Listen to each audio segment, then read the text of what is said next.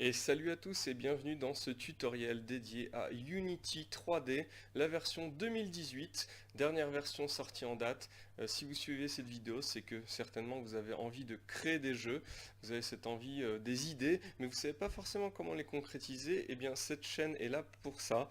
Je vais faire toute une série de vidéos qui va vous guider pas à pas pour réaliser votre premier prototype, votre première idée.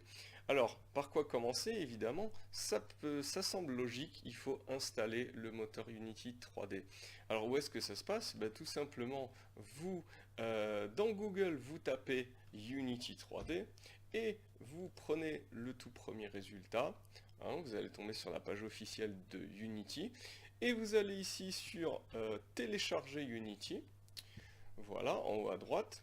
Et vous allez tomber sur trois choix. Alors, ne vous inquiétez pas, il y a des packages qui sont payants, mais ce qui va nous intéresser pour les créateurs indépendants de jeux, c'est la version gratuite. Et oui, car si jamais vous ne faites pas plus de 100 000 dollars de revenus à l'année avec vos jeux, eh bien, voilà, le moteur est totalement gratuit. Alors, on y va. Vous cliquez ici sur Personal et vous allez tomber sur une description. Try Personal, vous acceptez les termes, c'est ce qu'on a dit ici, 100 000 dollars de revenus à l'année. On est en dessous. Et ensuite, on clique sur Download Installer for Windows. Pour l'instant, ne vous préoccupez pas du Unity Hub. J'en parlerai dans une autre vidéo. C'est pour les personnes qui vont avoir plusieurs versions de Unity installées sur leur ordinateur. Pour l'instant, vu que c'est votre première installation, vous n'avez pas à vous en soucier. On y va, Download Installer for Windows. Cela va télécharger un petit installateur très compact, puisque ça ne va pas télécharger l'intégralité du moteur. Une fois que l'installateur est exécuté, on y va, on accepte les conditions, et ici ce qui va se passer, c'est que la plupart du temps, vous allez peut-être avoir trois choix cochés et pas la documentation. Si vous souhaitez faire des jeux sur mobile à l'avenir, ne vous inquiétez pas, pour l'instant, on pourra rattraper, on pourra installer d'autres modules. Pour l'instant, je vous invite à prendre uniquement Unity 2018, version .2 au moment où je fais cette vidéo. Peut-être pour vous, ce sera la .3, la .4, peut-être ce sera la version 2019, qui sait. Voilà. Et également la documentation, ça peut toujours servir. Alors, installez donc ça sur un disque où vous avez relativement de la place, puisque ça prend quand même quelques gigas. Si on inclut encore aussi l'intégralité de votre projet, ça risque de vite monter en gigas. Donc prenez un disque où il y a pas mal de place. Aussi, ce que je vous conseille de faire, c'est de créer un dossier par installation de Unity. Alors, au début, peut vous paraître un petit peu étrange, mais ça va être important parce que Unity met à jour assez fréquemment dans l'année. Il y a 3-4 versions qui viennent. Moi, je vous invite à créer un dossier par version. Voilà, c'est parti. Tout ça se télécharge. Je ne vais pas dans cette vidéo vous imposer la durée du téléchargement. On se retrouve juste après. Et voilà, l'installation de Unity est désormais terminée. Cette fenêtre nous le confirme. On a également l'icône qui est apparue sur votre bureau. Aussi une petite précision pour que l'installation ne dure pas des heures. Je vous conseille toujours de choisir un disque, si possible, voilà votre meilleur disque, pas un disque externe, USB 1, ni une clé USB, car sinon vous allez patienter très longtemps.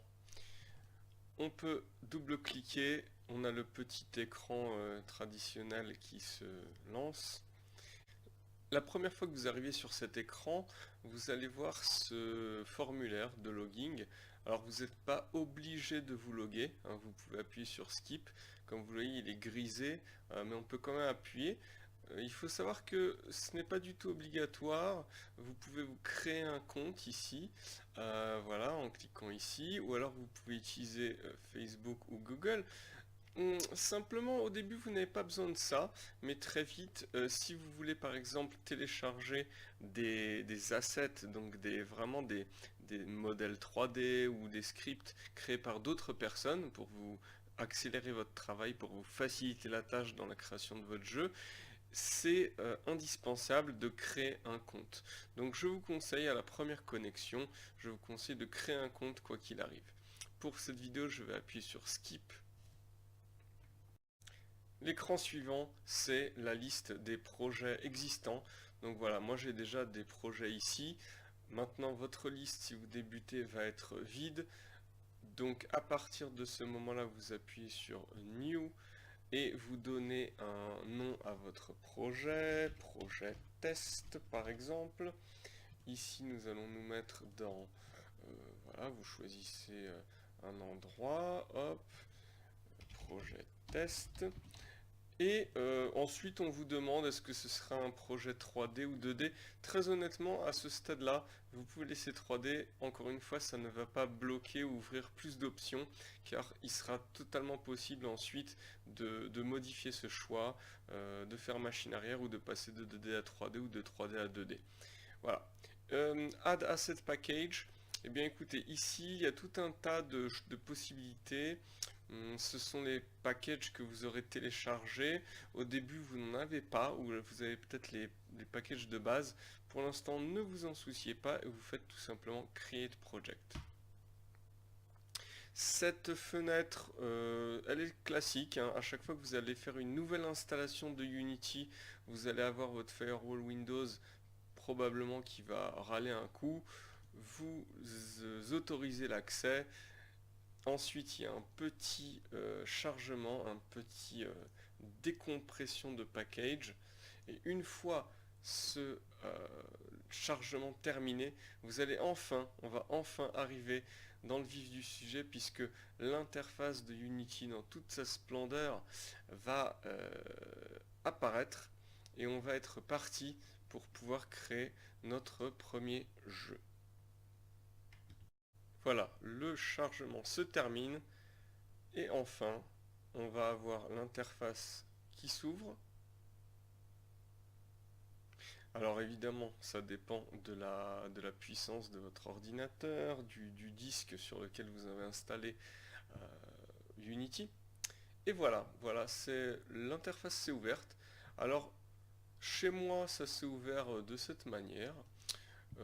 Probablement chez vous au début vous allez être dans cette configuration suivante, layout default. Voilà, c'est la fenêtre classique de Unity. Cette vidéo se termine ici. Je vous invite à suivre la prochaine vidéo qui va un petit peu expliquer les différentes fenêtres et comment configurer un petit peu Unity pour avoir un espace de travail confortable et pour pouvoir suivre les tutoriels sur internet, pour pouvoir suivre les prochaines vidéos. Je vous dis à très bientôt. Ciao ciao.